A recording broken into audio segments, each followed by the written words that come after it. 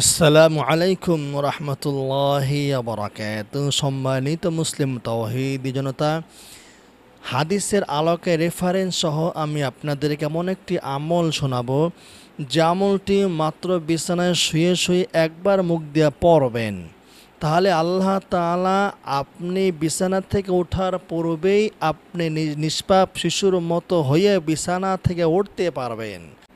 কি আপনাদের বিশ্বাস হচ্ছে না? এমন কি দোয়া, যে দোয়াটি শুয়ে শুয়ে মাত্র একবার পড়লেই আর বিছানা থেকে ওঠার পূর্বেই আমার জীবনের সকল গুনাহ মাফ হয়ে যাবে। এটা কি সম্ভব? এটা কি সত্যি? হ্যাঁ, এটা সত্যি, এটা সম্ভব। আমি আপনাদেরকে হাদিসের কিতাব সহ উল্লেখ করব। হাদিসটি ওই কিতাবের কত নম্বর আছে সেটাও আপনাদেরকে বলে দেব। ইনশাআল্লাহ আপনারা আশ্বস্ত হতে পারেন, বিশ্বাস রাখতে পারেন এই আমলটার উপরে। আল্লাহ তাআলা সত্যি সত্যি জীবনের সকল গুনাহ ক্ষমা করে দিবেন। 50 বছর, 60 বছর, 80 বছর, 90 বছর, 99 বছর, আমার গোটা জিন্দিগির সকল গুনাই আল্লাহ তাআলা ক্ষমা করে দিবেন, মাফ করে দিবেন, নিষ্পাপ শিশুর মতো পুত পবিত্র বানিয়ে দেবেন।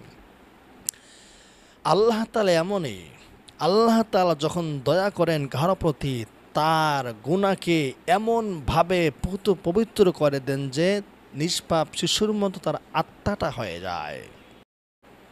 সম্মানিত বন্ধুগণ, আমাদের বাড়িতে একটি মহিলা মাদ্রাসা রয়েছে। সে মহিলা মাদ্রাসা আমরা অসংখ্য অগণিত গরিব, এতিম, মিসকিন, অসহায় ছাত্রীদেরকে সম্পূর্ণ ফ্রিতে খাবার দিচ্ছি, 3 বেলা মানসম্মত খাবার। তাই আপনারা এতিম, মিসকিন, অসহায় ছাত্রীদেরকে খাবার দেওয়ার জন্য 1 বস্তা চাল, 1 বস্তা ডাল বা তেল বা ছাগলের মূল্য দিয়ে এতিম, মিসকিন, অসহায় ছাত্রদের পাশে দাঁড়ান, ছাত্রীদের পাশে দাঁড়ান। আপনারা তাদেরকে কোরআন শিক্ষার কাজে সহযোগিতা করুন। বন্ধুগণ, রাসূল সাল্লাল্লাহু আলাইহি ওয়াসাল্লাম বলেছেন, এই হাদিসটি এসেছে জামে তিরমিজির 727 নম্বর হাদিসে। রাসূলুল্লাহ সাল্লাল্লাহু আলাইহি ওয়াসাল্লাম বলেন, মা মিন মুসলিমিন ইয়ালতাকিয়ান, মা মিন মুসলিমাইন ইয়ালতাকিয়ান, যে 2 মুসলমান পরস্পর সাক্ষাৎ করল, ফায়াতাসাফাহান, এরপরে মুসাফা করল, একজন হাতের সাথে আরেকজন হাত মিলালো, ইল্লা গুফিরা লাহুমা ক্বাবলা ইয়াফতারিকা, ওই স্থান থেকে তারা পৃথক হওয়ার পূর্বে আল্লাহ তাআলা তাদের জীবনের সকল গুনাহগুলো ক্ষমা করে দিবেন, মাফ করে দেবেন। এটা হচ্ছে আল্লাহ তাআলার রহমত, আল্লাহ তাআলার দয়া। আল্লাহ তাআলা বান্দাদের উপরে কি পরিমাণ যে দয়ালু, কি পরিমাণ মেহেরবান, এটাই হাদিস থেকে পরিষ্কারভাবে বোঝা যাচ্ছে। আমরা রাস্তা দিয়ে তো প্রায় প্রতিদিনই হাঁটি, সবসময় হাঁটি, সাক্ষাৎ করব, সালাম করব, হ্যান্ডশেক করব, এতে আমাদের গুনাহ মাফ হয়ে যাবে। জি, জামে তিরমিজির 2727 নম্বর হাদিসের ভাষ্য মতে, মুসাফা করার সাথে সাথে আল্লাহ তাআলা আমাদের জীবনের সকল সগীরা গুনাহগুলো ক্ষমা করে দিবেন। আর আপনারা সালাম দিবেন। রাসূলুল্লাহ সাল্লাল্লাহু আলাইহি ওয়াসাল্লাম বলেছেন, আফশুস সালাম ওয়া তু'ইমুত তুআম ওয়া সাল্লু বিল লাইলি ওয়ান নাসু নিয়াম, তোমরা বেশি বেশি সালামের প্রচার করো, খাবার খাওয়াও, রাত্রিবেলা মানুষ ঘুমিয়ে থাকলে তাহাজ্জুদ নামাজ আদায় করো, নিরাপদে জান্নাতে প্রবেশ করতে পারবে। সুবহানাল্লাহ। আমাদের অন্তরে যদি হিংসা বিদ্বেষ থাকে, আমরা কিছুতেই জান্নাতে যেতে পারবো না। আমি যদি বেশি বেশি সালাম দেই, ছোটকে বড়কে, ধনীকে গরিবকে, হ্যাঁ, সর্বস্থ লোকদেরকে যদি আমি সালাম দিতে পারি, আমার অধীনস্থদেরকে যদি আমি সালাম দিতে পারি, তাহলে আমার অন্তর থেকে আস্তে আস্তে হিংসা বিদ্বেষ তাকাব্বর দূর হয়ে যাবে, আমার অন্তর পুত পবিত্র হবে। তখন আমার কলব, আমার আত্মা, আমার দেহ জান্নাতের উপযুক্ত হতে পারবে। কিন্তু আমার কলবের মধ্যে যদি অহংকার থাকে, হিংসা থাকে, বিদ্বেষ থাকে, এই কলব, এই আত্মা, এই দেহ, এই বডি জান্নাতের উপযুক্ত হতে পারবে না। এই আত্মা, এই বডি জাহান্নামের উপযুক্ত হবে। এই জন্য রাস্তাঘাট হাঁটার সময় সালাম দেব, মুসাফাহা করব।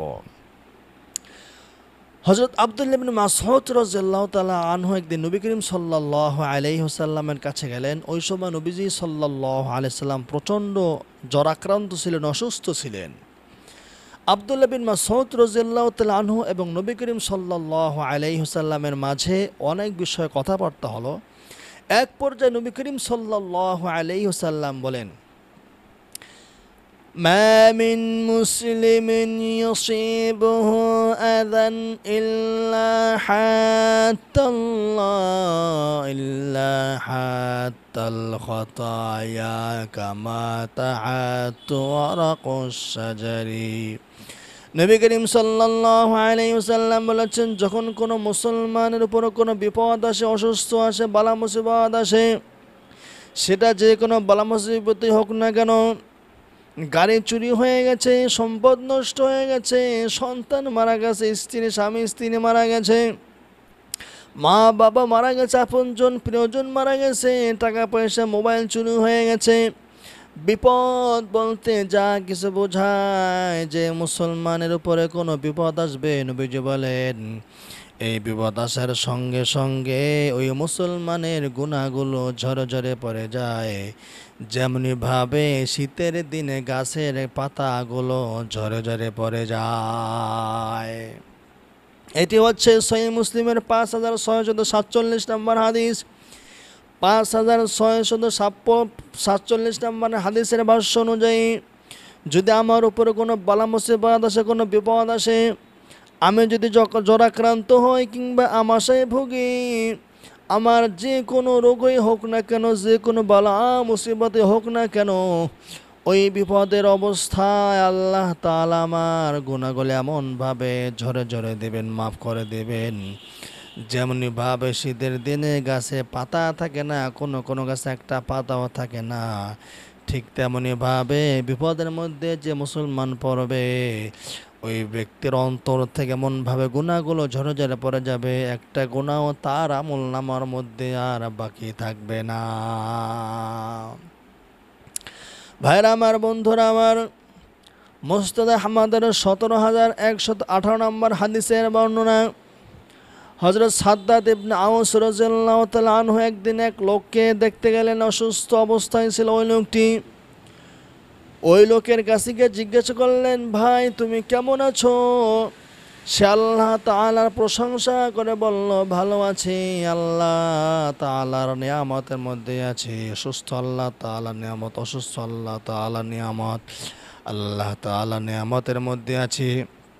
তখন সাদ্দাত ইবনে আওস রাদিয়াল্লাহু তাআলা আনহু এই অসুস্থ ব্যক্তিকে বললেন, তুমি সুসংবাদ গ্রহণ করো, অসুস্থ হলে গুনাহ মাফ হয়, অসুস্থ হলে গুনাহ মোচন হয়।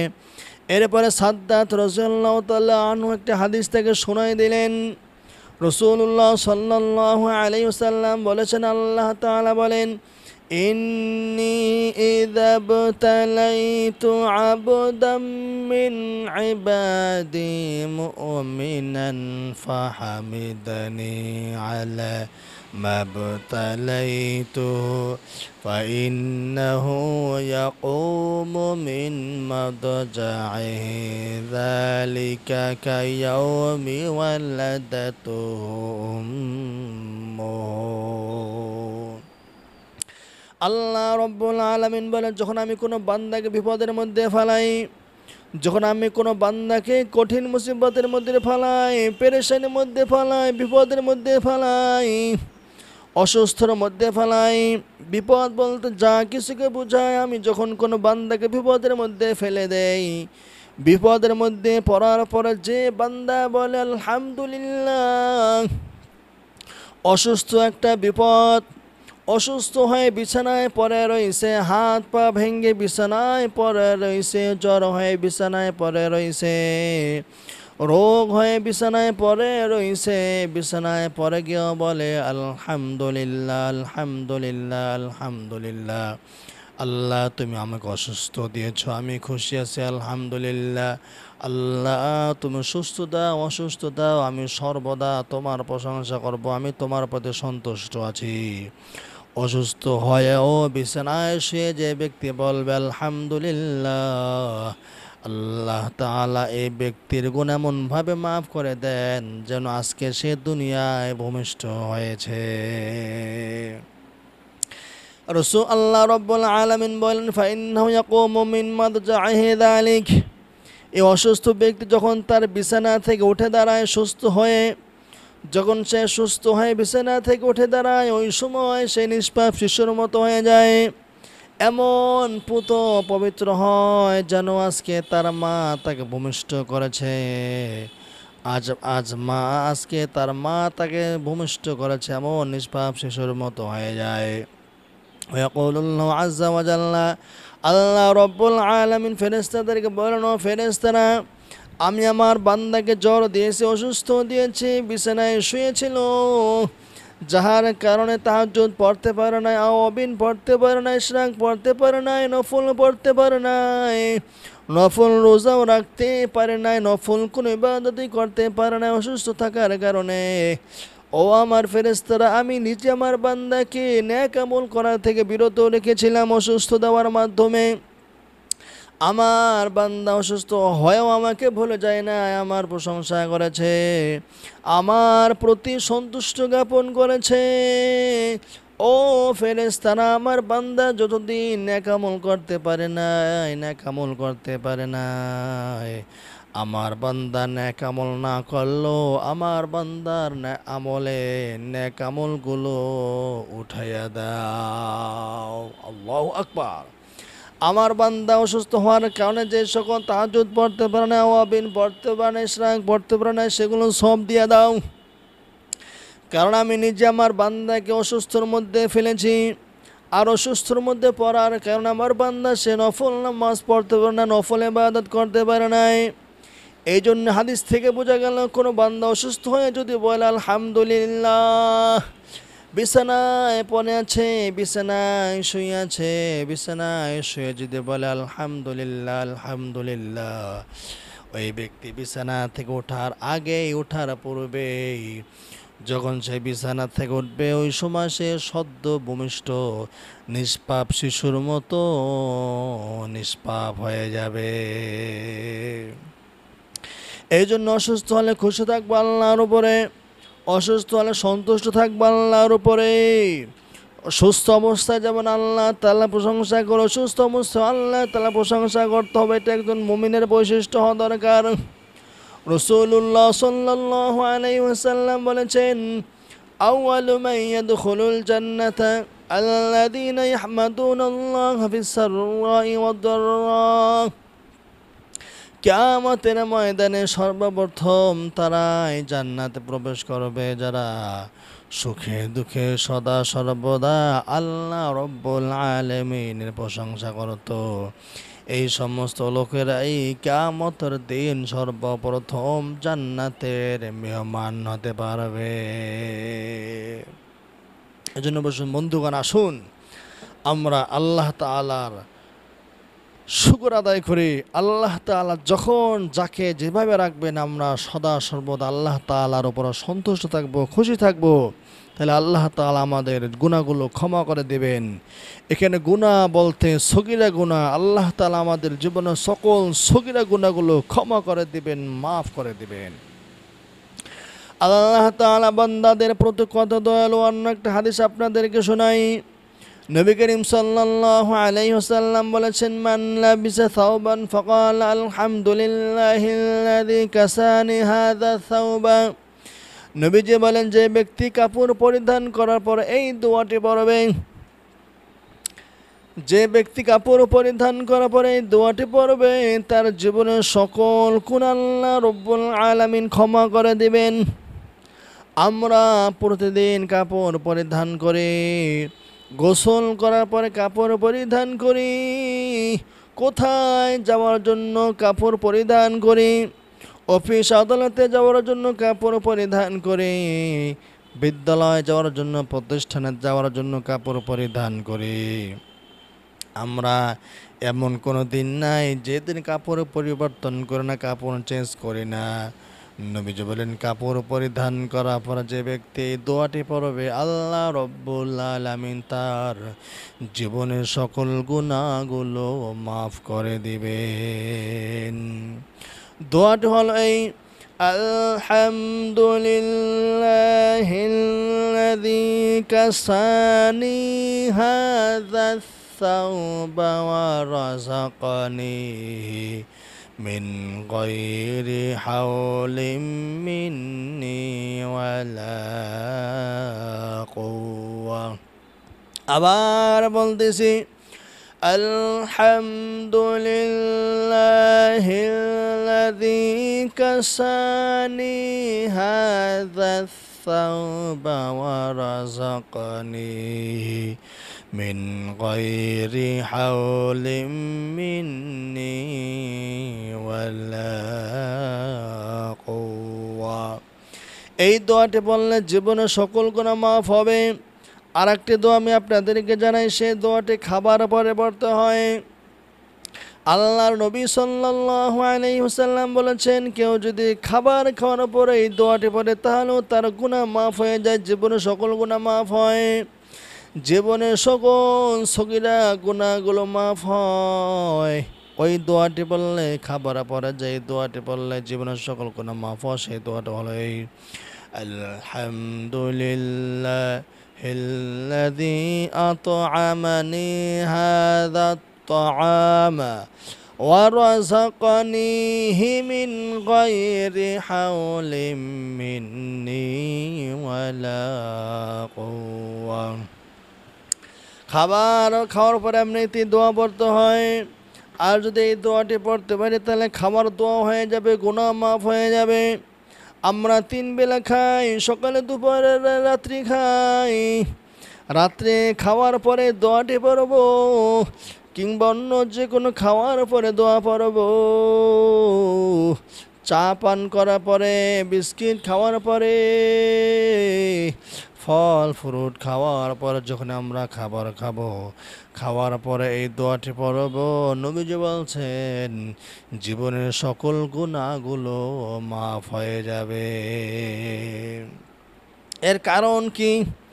দোয়া পড়লে গুনাহ মাফ হয়ে যাবে কারণ কি? কারণ হইল আপনার যখন কেউ প্রশংসা করে আপনি তার প্রতি আকৃষ্ট হয়ে যান, আপনি তাকে খাবার দিতে চান, চা বিস্কিট খাওয়াইতে চান, আপনি তার প্রতি মাইল হয়ে যান। কিন্তু আমরা যে দোয়াটি পড়ি সে দোয়ার মধ্যে আল্লাহ তাআলা প্রশংসা আছে, দোয়ার মধ্যে আল্লাহ তাআলা গুণগান আছে। এই জন্য আল্লাহ রব্বুল আলামিন খুশি হয়ে যায়, আল্লাহ তাআলা খুশি হয়।